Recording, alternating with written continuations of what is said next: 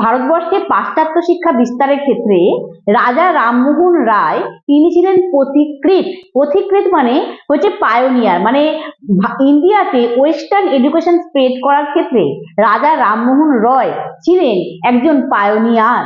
তিনি কিন্তু আরবি, ফার্সি, সংস্কৃত এইসব ভাষায় কিন্তু তার যথেষ্ট পাণ্ডিত্য ছিল বা জ্ঞান ছিল। তা সত্ত্বেও কিন্তু তিনি পাশ্চাত্য শিক্ষা, ওয়েস্টার্ন এডুকেশনের প্রতি তিনি একজন উৎসাহী সমর্থক ছিলেন, মানে একজন এনথুজিয়াস্টিক একজন সাপোর্টার ছিলেন যাকে বলে। আসলে তিনি মনে করতেন যে এই পাশ্চাত্য শিক্ষার উপর ভিত্তি করে কিন্তু ভারতবর্ষ, মানে আধুনিক ভারতবর্ষ গড়ে তোলা সম্ভব। এবং তার জন্য তিনি কিন্তু গণিত, মানে আধুনিক মডার্ন যে পাশ্চাত্য গণিত, বিজ্ঞান, তারপরে আধুনিক জ্ঞান, এগুলোর উপর বেশি গুরুত্ব দিয়েছিলেন। এবং আমাদের ভারতবর্ষের শিক্ষা ব্যবস্থার সঙ্গে পাশ্চাত্য শিক্ষা ব্যবস্থার একটা সমন্বয় ঘটিয়েছিলেন। একটা আধুনিক শিক্ষা ব্যবস্থা আমাদের দেশে গড়ে তুলতে চেয়েছিলেন। তিনি 1816 খ্রিস্টাব্দে কলকাতায় সুরিপাড়ার কাছে, মানে হেদুয়াতে আর কি, সুরিপাড়ার কাছে তিনি একটি নিজের খরচায় ইংরেজি স্কুল তৈরি করেছিলেন, যে স্কুলটি পরবর্তীকালে মানে 1822 খ্রিস্টাব্দে 1822 এই স্কুলটি কিন্তু অ্যাংলো হিন্দু স্কুল নামে পরিচিত হয়।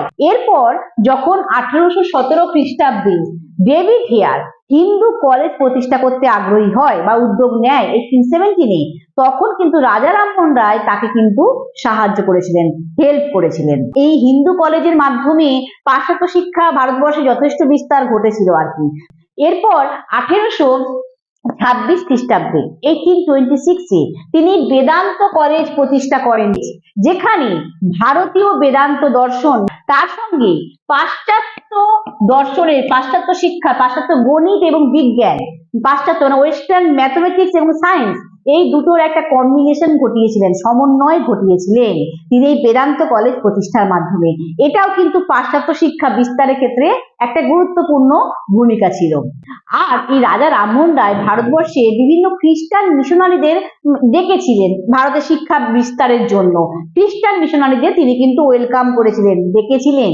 এবং এইরকমই 1830 খ্রিস্টাব্দে 1830-তে স্কটিশ মিশনারি আলেকজান্ডার ডাফ তিনি এই আমাদের ভারতবর্ষে কোরিয়াতে তিনি জেনারেল, কলকাতায় আর কি, কলকাতায় জেনারেল অ্যাসেম্বলিজ ইনস্টিটিউশন এটা প্রতিষ্ঠা করতে উদ্যোগ নেন। রাজা রামমোহন রায় ছিলেন তার প্রধান সহায়ক। ঐতিহাসিক স্পিয়ার তাকে আধুনিক ভারতের স্রষ্টা বলেছেন।